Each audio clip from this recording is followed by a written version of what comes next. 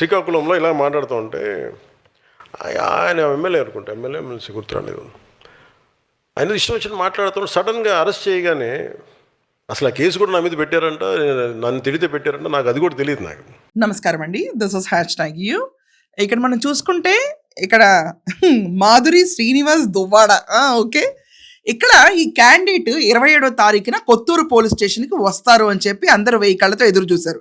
ఎందుకంటే 1000 కళ్ళు ఏం లేవండి, అందరి కళ్ళు ఒకటే, ఏంటంటే లోపల బొక్కలా వేస్తారు వీళ్ళని అని చెప్పి ఒక ఉద్దేశంతో కూర్చున్నారు. ఎందుకంటే న్యూసెన్స్ రభస చిల్లర రాజకీయాలకి వీళ్ళు ముందుంటారు. ఈ క్యాండిడేట్ సోకాల్డ్ దివ్య మాధురి ఏమంటుంది, కంప్లైంట్ వేస్తే డిప్యూటీ సీఎం పవన్ కళ్యాణ్ ఇవ్వాలి, కానీ మా ఆయన స్ట్రేచర్కి ఎమ్మెల్సీ దువ్వాడ స్ట్రేచర్కి పవన్ కళ్యాణ్ గారు వచ్చి కంప్లైంట్ ఇవ్వాలి, కానీ ఎవరో అనామకులు వేయడం ఏంటి అని చెప్పి రెచ్చిపోయింది. ఏంటి ఇక్కడ దువ్వాడ శ్రీనివాస్ గారు కామెంట్ చేసింది పవన్ కళ్యాణ్ మీద. సో ఎవరో కేసులు పెట్టడం ఏంటి? మీకు దమ్ముంటే కేసులు మీరు పెట్టండి. ఎందుకంటే దువ్వాడ శ్రీనివాస్ గారు డైరెక్ట్గా దమ్మున్న మగాడు కాబట్టి మిమ్మల్నే ప్రశ్నించారు. సో మీరే ఫేస్ చేసుకోండి. ఎవడో కోన్కిస్కగాలు కేసులు పెట్టడం ఏంటి?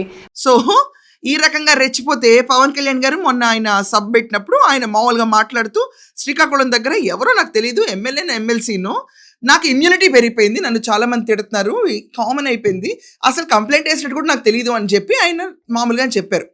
ఈ క్యాండిడేట్ అంటది, ఏంటి నీకు ఎమ్మెల్సీ ఎవరో తెలీదా, దువ్వాడు మాట్లాడు, దువ్వాడు కామ్గా మూలకొచ్చుంటాడు గువ్వలాగా వచ్చేస్తే ముందుకి.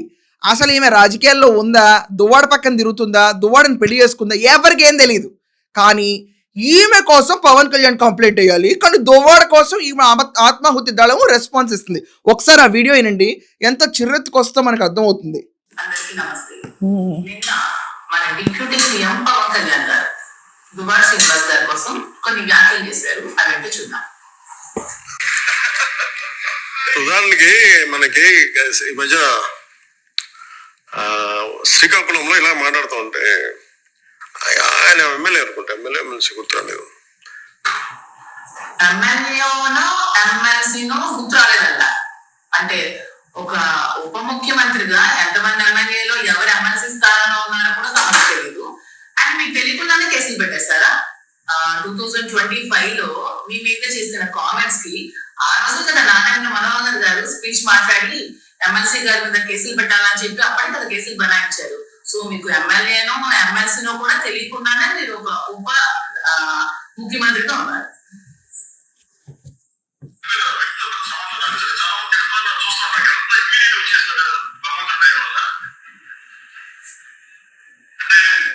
పవన్ కళ్యాణ్ గారికి తిడితే ఇమ్యూనిటీ వచ్చేస్తుంది. అవును, వాళ్ళ తల్లికి తిట్టినా సరే అతనికి ఇమ్యూనిటీ వచ్చేస్తుంది. తల్లికి తిట్టిన కలిసి రాజకీయం చేస్తారు, ఇది అతని ఇమ్యూనిటీ.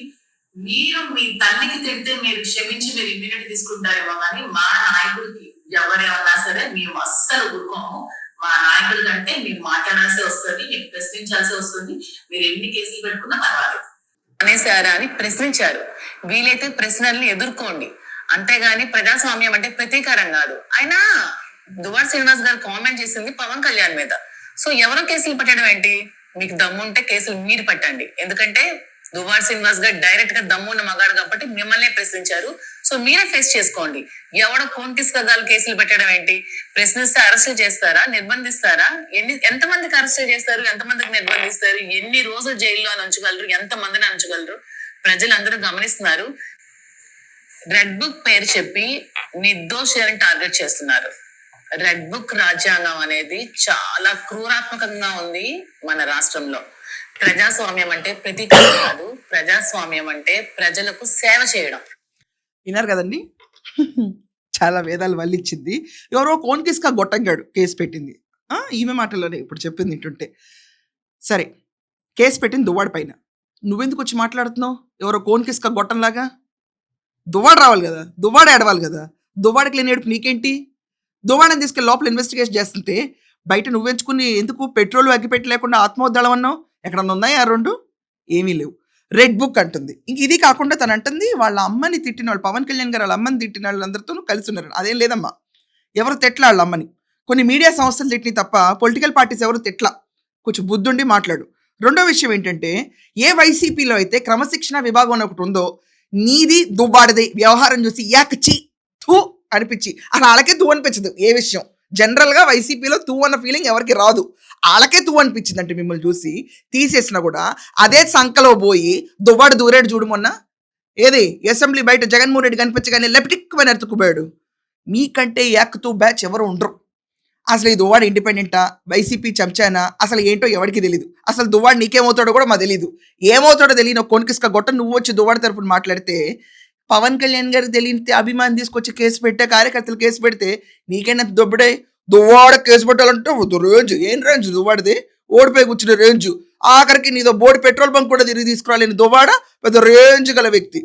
పోయి చీరలు అమ్ముకుని ఫ్యాషన్ వీక్ చేసుకోగాని. ఇదండి పవన్ కళ్యాణ్ టార్గెట్ చేయాలని చెప్పి ఈరోజు కళింగల సామ్రాజ్యానికి మహారాణి అయిన దివ్యల మాధురి కూడా దువ్వాడ శ్రీనివాస్ మాధురి ఓకే బయటకు వచ్చి మాట్లాడుతుంది. ఈవిడ గురించి మీరేమంటారు? దువ్వాడు ఎందుకు స్పందించడు, తినేందుకు స్పందిస్తుంది? దీనిపైన ఖచ్చితంగా మీ ఒపీనియన్స్ రాయండి. That's all for now. Thank you.